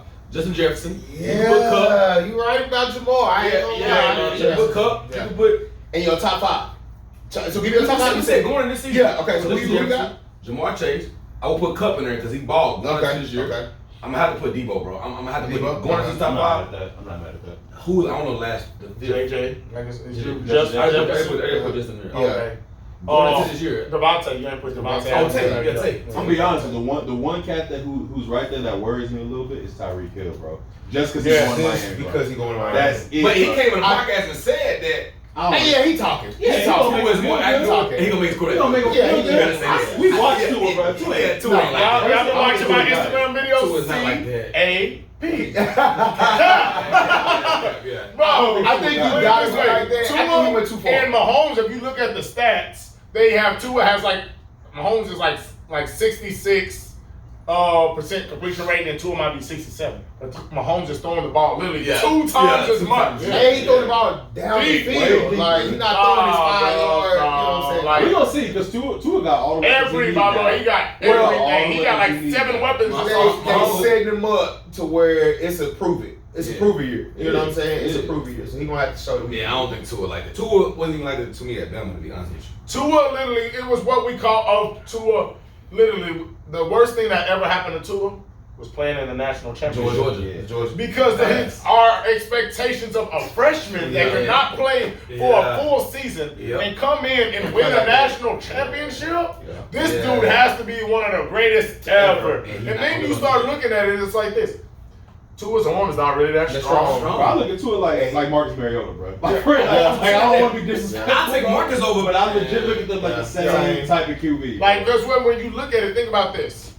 Tua, Mariota, I can't put in this category what I'm about to give, but Baker, when you start looking at it, they run around in college, but they're not athletic in the NFL. They don't hit the corners. Tua's made some runs, but not the Deshaun Watson, the Kyler Murray, even the Josh Allen runs, right? Like, you can't just count on him just to go crazy and make that play. So with him not being big or tall, not having a strong arm, and not being the most athletic, of course he's going to be some DNs around the thing. Like, once you start looking at it from a true NFL GM standpoint, it's like, what are your intangibles?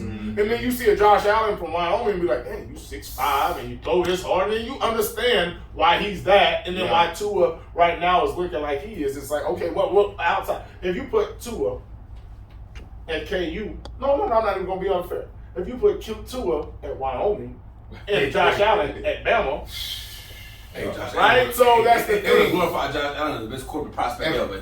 Like, so that's a real thing. How do guys like that slip through them cracks? Hey, that's like I always the same way that people don't make it to the NFL. Timing, production. All right. Where were you born? What school did you go to? We look at Josh Allen, right, and we look at what he's doing, right, and then look at the fall off of Carson Wentz. You see what I'm saying? Like, both of them guys that went to smaller schools, and Carson Wentz looked good for a couple of years, right? And now look at the fall off. Like, look like now it's like Carson Wentz. I wasn't either, but it's like he had that 1 year we had everybody talking like when he got hurt, he's gonna be. When he got hurt, he probably would have won MVP that year. He would have won MVP. He was going and crazy. So like you look at it like, all right, how do these guys not?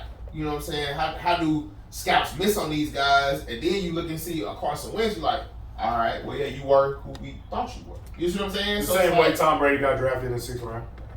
Same way Tom Brady was who got right? Like everything, like it's not perfect. Yeah, recruiting's imperfect, bro. People got physiological changes, mental changes, and like how people's character shows, Jamarcus how Russell, they work in the off season. Like it's so much that goes into it that recruiting is just not perfect. Ryan Leaf. Like, we can talk about all the busts from basketball to football to baseball. Like, recruiting is recruiting. Yeah. Like, it's no different than anything. Like, you're not going to hire, like, when you go through an interview process, that's recruiting. Yeah. You ain't going to hire somebody you think that's going to steal from you on the job, sleep on the job, show up late, right? Like, it's no different. Like, you can't judge what a person's really going to be when they get to a certain situation.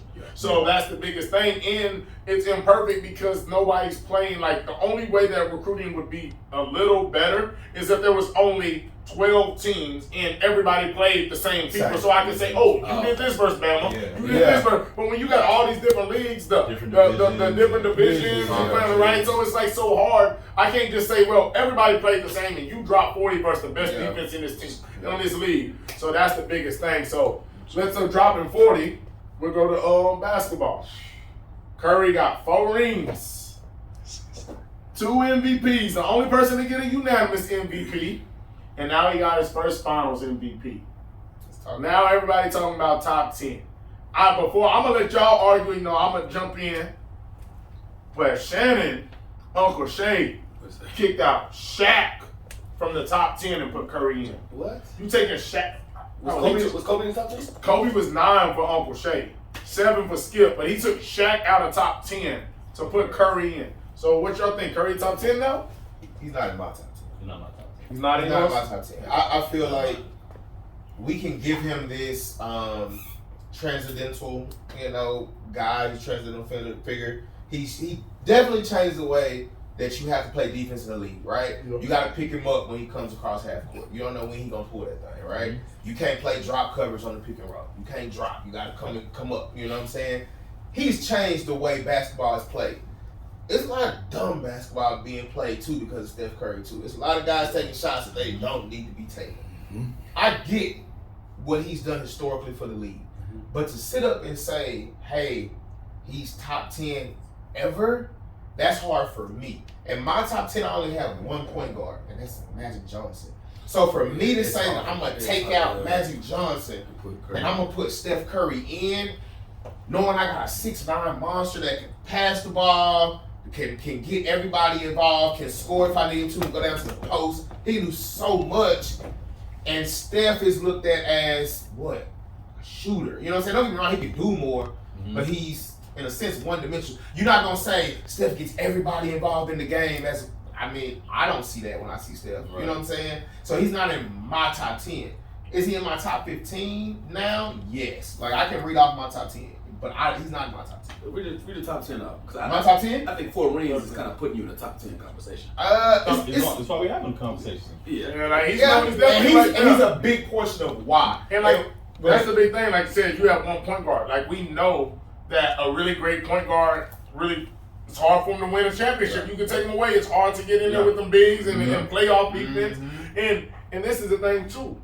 The reason why we're having this conversation, not only one, is because it's his first Finals MVP, but how does he show up in the playoffs when the defense actually does say, "Hey, you a small guy, and we get to lock up and play harder defense from you"? And like, of course, Uncle Shay will say, "Well, he's averaging 27 still, but like, what is the shots he's putting up to get 27 compared to the shots he's putting up in the regular season to get 27?" I just know it's harder for Iverson, which that was what's impressive about Iverson, is that you could be that small and take a team of that caliber to the finals, right? Take a step over Iverson though. Yeah, no, but I was just saying that. So how hard it is for small guys, and that's why the small guys don't get in the top 10, because it's like you get the 6'9", 6'10", 6'11", 6'6", the bigs. Now, the one thing I will say, so it's hard to say because we're young guys, and one day we'll be old guys. And one day LeBron, Kobe, and all of them will be like, somebody be like, "Boy, LeBron was playing against Steph Curry, who was 6'3". But like,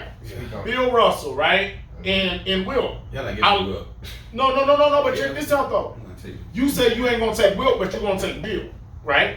I'm not even gonna take Bill. But a lot of people say, I'm not taking none of these old. But I take Wilt. But Bill, bro, you can't be 7-1 when Wilt, even though you had a better team than Wilt when y'all beating him, But you can't be 7-1, averaging 15 back in the day. 15 and what he averaged? Maybe even 15 to 20. Will averaged 30 and 23. 23, right. Like, and he wasn't as big, like 15, bro. It back was in the day. losing in game 7s. Like, if you look at his history, he lost a lot of game 7s. It wasn't like Bill just clapping him it's like he losing in game 7s. You know what I'm saying? So Bill was getting 15 for his mind you, Will didn't average 30 and 23 for a year. He averaged that for a career. So what I'm saying is, like, guys will, because most historians, because we can't only just go off of our list. We got to say our list, historians will have Will and Bill in there. I'm a guy like, bro, how when dudes was averaging for seasons 44, like dudes was averaging 44, 55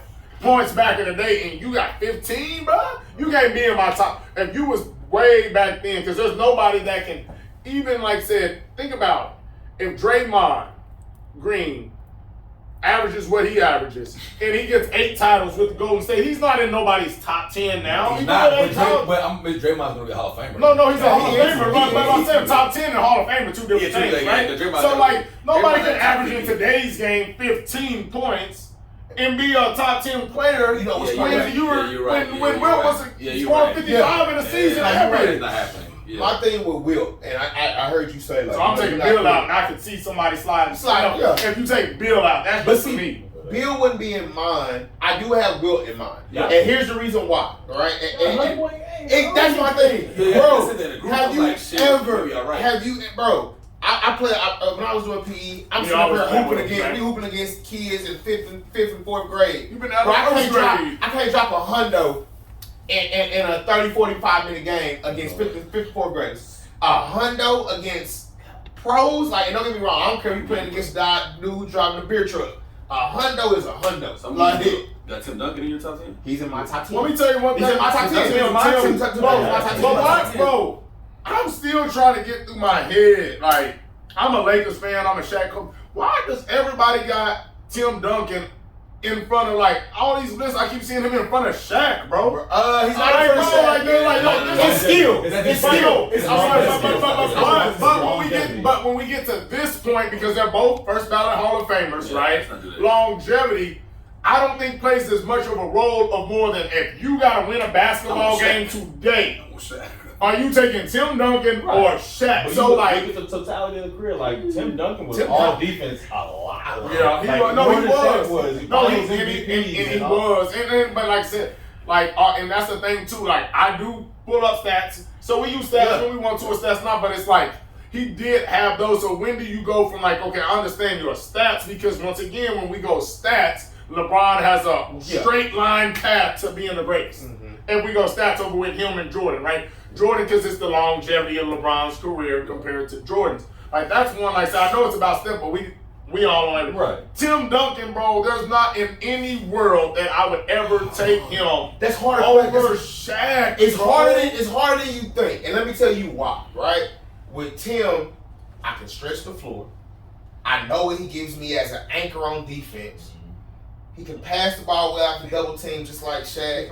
I mean, I really feel like with Shaq, we've never seen anything like that. That's the most dominant force to ever touch. Shaq is out there bullying cats, like bullying grown men. If you ask me though, skill-wise, who is better, Duncan or Shaq? To me, for as what was shown, I can hear Shaq all day saying, "Oh, I could have been able to stretch the defense and shoot the ball," but we didn't see you do that. Right. We saw Tim Duncan do that. Yeah, no. Like, skill-wise, it's not normal. Duncan is better than Shaq skill-wise. Hakeem Olajuwon is better than Shaq skill-wise. I think the utter sheer dominance, Shaq has it hands down. Yeah. But I think if we just gonna say who I'd rather take, Tim or Shaq, I think a lot of people would take Shaq as the safe bet. But if you take a Tim Duncan or I take a Hakeem, I can still win, just like I could win with Shaq. Bro, when you look at these top 10, bro, or whatever the case may be, I might be the only person who do this, but they look at both sides of the ball. Yeah. You know what I'm saying? You look at how they affect the game on both sides of the ball, offensively and defensively, and that's part of it's due to his size, because Curry actually plays defense. He's just small. You know what I'm saying? But if you look at the rest of the guys in the top 10, those are dudes who are playing both sides of the ball at a high level. So it's probably due to his size that we keep him out of the top 10 and the 1 Finals MVP and 4 Finals, even though there's a lot of question marks with that. But it's hard to slide him in that top 10 when you got dudes who were dominating on both ends of the floor. Exactly. Like I said, even like guys like Kobe, all type of all first team defense. Like I said, Will, and obviously all the bigs are protecting the basket at a high level. Like I said, I can see like I said, people like I'm not taking LeBron out, Jordan, Bird, Kobe. They got Bird and Kobe. So let me bro. So we That's a tough one. No. I gotta hear your top 10. We gotta go. Before we get that, I'm gonna go. Remember back when the 30 for 30. Obviously, they're still going with 30 for 30s. They did the Lakers and the Celtics rivalry. I promise you, I watched that, and that was a Larry Bird highlight. Yeah, go back on. Bro, Larry was so nasty, and Kobe's my guy, so I'm gonna put Kobe over there. But I'm saying, bro, like. There was an argument like after this was when they dropped that right after KD had won the first finals over LeBron, and I was like, bro, there ain't no way I'll ever take no Larry Bird over no KD. I watched that hit them. Yeah. Hey, bro, like, bro, Larry Legend, bro, was like, like, no, bro. Change my perspective. Bro. And when you watch how he's talked that, Look how the brothers talk about, bro. This is better Magic. No, but you know you know this, but check this out, rookie of the year. He won it. Larry Bird got 63 votes. Magic got 3. Yeah. That's bro. And Larry, you gotta look at when that time was. But Larry went crazy He did. And Larry was one of the most shit talkers ever. He said, I don't care if you have a black dude guard me, a yellow dude guard me, a green dude guard me, just don't put a white dude on me because it's disrespectful to my game. Yeah, he did say that. Don't put a white dude on me because it's disrespectful. No. Now check this out. Larry also did this. Go look it up. I can't tell you the team, but they were going to play the Lakers, I believe, in 3 days. Some team was talking crazy to Larry. A player said something in the media. Larry then says, hey, check this out. We got the Lakers after y'all. I'm not wasting my time and energy on y'all. I'm only shooting with my left hand. Go look up the game. He dropped 34 without taking a right-handed shot in a basketball game. This is real. Go look at it. You know what? Left-handed, bro. He went left. He did not shoot the ball right-handed in a game, NBA game, bro. Now, Larry nasty. Go watch that one. The thing that gets me, all right, and we can definitely go back to top 10s. We can definitely go back to top 10s for sure. But the thing that gets me in this whole conversation, right, and I like Steph a lot, is when people be like, oh yes, so Steph was more valuable than KD. Steph is better than KD, and I'm like, the disrespect that KD gets a lot, is to me is blasphemous. And I get it, he brings a lot of it on himself because the Twitter accounts and all that, responding to people. But then if you think about this, right, we everyday cats. When people say certain things about you, I don't care how much money I make. A lot of times somebody says something, I'm gonna respond. That's right. So when he gets that dislike, why are you even responding to these? Like, He's a human. You a human. Thank you. You human. It don't matter how much money I And make. he has the guts to do it. And Yes. he ain't saying, Like, so I can be bullied. You want athletes to be bullied. You want celebrities to be bullied because I have money. And money. And you're on money. I'm supposed to just look past it. Same thing with the shut up and dribble. And If we was on the street, you wouldn't dare talk to me like that. Right? You would be trying to get an autograph or a picture. You see what I'm saying? It goes back to when Mangino got fired with us. Oh, y'all are a bunch of B's and this and that. Y'all can't take a coach talking to you this and that. This man was bringing up people's dead relatives, bro. If you was at your job working at Empower Dental and your employer says something about your dead granny, you gonna be like, oh no, you're my granny. No, it's on site. Yeah. But because you play football, you gotta take it. You gotta take it. Right. No, bro. The Ken Law for the 49ers, I don't know if y'all seen it. He got into it with the beat writer for the team. Yeah. I had people, my group mates saying, words shouldn't hurt you. I said, bro, words hurt people, bro. People getting fights every day over words. I don't care how strong a man you is, if somebody say something that trigger you a word, you're going to react. Yeah, and no, you don't want to do something that's going to lose your job. Of course not. You know what I'm saying? But when KD gets that hate for that and people start talking, like Charles Barkley, called this man basically a bus rider. He said that, KD got to go win one when he's driving the bus. And I saw what he was trying to say, but it was blasphemous on so many levels. To me, a bus rider is a guy who is on the team. I'm a superstar. You're a role guy. You know what I'm saying? And he's a great Robert Ory. Yeah, Robert Ory. He still beats y'all. He was the one I was gonna say. But it's like that's He's already terrible, but like a bus rider. KD didn't average 10, 12, nothing like that. That boy dominated in the final. Y'all had to go down to get that man from the Hamptons. Y'all went to talk to that man on his vacation to get him to come play with y'all. And he a bus rider. So this comes up to a great debate, and we'll make this our last one. KD and Steph. We see Steph one without KD and one after KD. Yeah. We saw KD go to a final versus LeBron, lose. Being up 3-1 versus the Warriors, lose. Couldn't beat Giannis in them last year. So when I watched the Warriors in their prime with KD, and I looked on that court, I would say KD was hands down the best player on the Warriors. But without Clay, Steph, and Draymond, he hasn't won, right? But he's had other superstars around him. Now, so without Clay and Draymond, they look bad, bro. They look real bad. The team as a whole. So my whole thing is, I think Curry, KD's the better skilled guy, better basketball player. But what is he lacking that can't do it without, right? Like, is it the leadership? Is it people wanting to play with him or for him? Is it the attitude? Because think about it, Steph figured it out once again, and this is not with a healthy Clay. This is with a Clay where we don't know we're gonna get 12 or 30. We don't know we're gonna get 8. I think he's a 1-3. Like, what is it about KD that's lacking him getting over the top, being just the soul, not even the soul guy? You got Kyrie, you got Westbrook. Before you answer, is KD in your top 10? Definitely. Really? No, he's not. He's actually my number 11. He's actually my number 11. He's actually my number 11. So, like he said, what is stopping KD from? That's what I want to know too, because KD's the greatest scorer we've ever seen.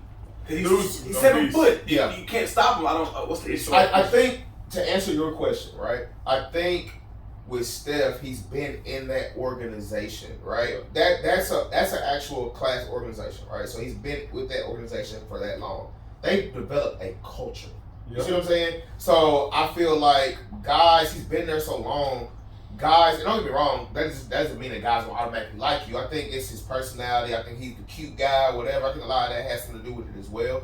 That allows guys, him being a fun-loving type cat, it allows guys, so when you come there, you already know it's his team, right? You got to fall in line to what they're already doing. They formed a culture there. Yeah, I think with KD, all right, I've been at Oklahoma City. I came to Golden State. Now I moved on to Brooklyn. I've got all these outside people, media saying I'm this, that, and the third. Now, that doesn't have anything to do with my team. My team sees me every day. They know how I am. They know who I am, right? But I think there's been so many moving parts already in his, 3 years in Brooklyn, that they haven't had that opportunity, in my opinion, to even formulate anything to where they should win a championship. Like, we can easily say, oh, they had Harden, they had Kyrie. Well, the dudes got hurt.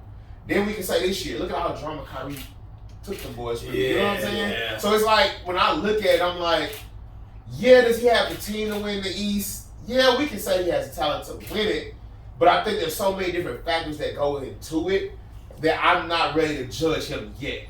And like I said, I won't just solely put it on him, but when you go back to like guys like Kawhi, a guy that won't even dap up his own teammates before a thing. He said, I can go to Toronto, and went to Toronto on one.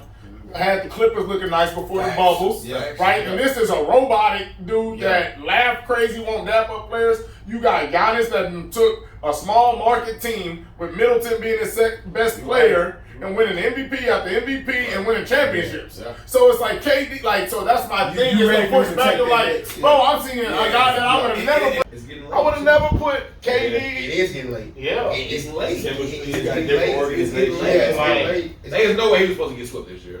He wasn't, but then when you look at it, I can see why. Bro, like Boston defensively. Y'all think KD got it right here like that dog? It's like, I think he does. I think when it get hard, he just like, bro, it's whatever. I think and I love KD. Hey, but it's not two people who got that though. I don't think KD's one I can say. I think he got it. I think he got just because you get beat, don't mean you ain't got it. I think he's a dog. I think the issue is he has so much of a nonchalant attitude afterwards that people be like, you know what I'm saying? He ain't just demonstrative afterwards, pissed off like a Draymond or anything like that. So people automatically assume like, he ain't. But a lot of times, bro, we got to get past looking at names on paper and thinking these teams are good, bro. Because you look at the Brooklyn Nets, like KD, Kyrie, they good. They weren't a good team. No, ever. They were not a good team. No defense. At no point. We overlook the teams that are good, like Miami. Yep. They got no superstar, or Phoenix has got old CP3 and Devin Booker. We overlook them good teams because we see these names on the list. But I said this, Booker was not a good team. But I feel like in basketball, when you're that guy, you're supposed to make that team. Yeah. LeBron did it a lot. You see what I'm saying? So we can't make excuses for KD. You know what I'm saying? He's not LeBron though. Yeah, KD's not LeBron. so they can't make it. I would bring up another thing, but I don't even know if you want to go that direction. Right? Go ahead. What's up? You say you got KD at 11. He at 11. So that means you put him over Giannis. Yes. You look at Giannis last 5 years? Yeah. Oh yeah. No, Giannis is a monster. I love Giannis' game. I love Giannis' attitude. I love what he's done. Yeah. To take that small market team and to win a championship with it, it's beautiful. Yeah. But if we don't be real, does Giannis win that championship if Kyrie plays? That's serious. We playing high. So I mean, we are, and so I don't win. Just like everybody, and like Kawhi and them might just win if Golden State is killed. That's my thing. whole argument with KD and Giannis is the thing that KD has over Giannis is the most skilled scorer, right? Mm-hmm. And being skilled is a means to score points, right? Yeah. And Giannis will average more points than him. Yeah. And so if they're averaging around the same amount of points, and he's just a way elite skilled scorer, but Giannis averages the same points, and he's 20 times the defender he is in a small market. I think it's where he's getting his touches a lot too. I'm gonna be honest, I'm not the biggest. I can go so far with it. I'm not the biggest Steve Nash fan. Okay. I don't like the fact that first of all, y'all really run no offense. Everything's ISO. You doing everything on the perimeter. He don't always been around because of Russell as well. Yeah, and when he was super efficient, he was on a team that passed the ball Golden State. Yeah. I'm like, so I mean, there's different. Don't get me wrong, numbers do tell a lot of the story. But I feel like it's where Giannis is getting a lot of his touches. They move, Giannis gets the ball in different places. I do feel like if I had to go player for player, do I think Giannis is better than KD all time? No. Do I think he's on a trajectory to get there? Yes. But I think it depends on what KD does. I think it depends on what both of them do in the future. Like if Giannis would have came into the league like KD, he would be better than KD. It took him 4 years. So KD just been doing it since day one. Yeah. But if Giannis continues to do it, like his numbers, he probably gonna get another MVP and next year or the year after. Like dude's trajectory has probably been the fastest rising trajectory of anybody after like a third year of the NBA. But he averaged like 7 points his rookie. That's what I'm saying. Like after like the only person that's being a dude who can't score but you average 30. Now, you know what I'm saying? Like the only other person that averaged that small of a points that became somebody like that was Kobe because he had to sit on the bench behind some great Lakers. Kawhi averaged like. But that's just because he didn't want to shoot the ball. Like even at San Diego State, his ass was out there just playing hard ass defense. They had to force him more than like not being able to. They was like, bro, shoot the ball, and he became. But no, that's a good one. Giannis, man, like that is good. He's a dog, man. But like I said, I think Curry deserves more respect from some people, just because I can't put him up. Like so, it just comes to so many factors. Like because he revolutionized the way people play the game. So does that make you better? Curry would be right at 10 if I was to take like a Bill Russell out because I don't like the Bill like guys like Bill Walton and like it's pretty much like the top 10 in the NBA. I feel is like almost pretty solidified except for maybe one or two moving pieces. Yeah, but like the Birds, the Magic, the Kobe's, the Jordans, the Shaqs, the Tim Duncan, the Magic, LeBron. Like those are pretty. I think Curry's right in there because I don't see how a Bill Russell with 15 points back in the day. Like, he's not. Let me tell you one. Like, and I know we're not talking about. 15, he averaged like 15 and 24 rebounds a game. But no. But 30 and 23 though. Like, how do you only? He was taller than Wilt. Like, how do you only average 15 when they have to make Wilt stop and Kareem? Like, I can't remember who was it, Wilt or Kareem.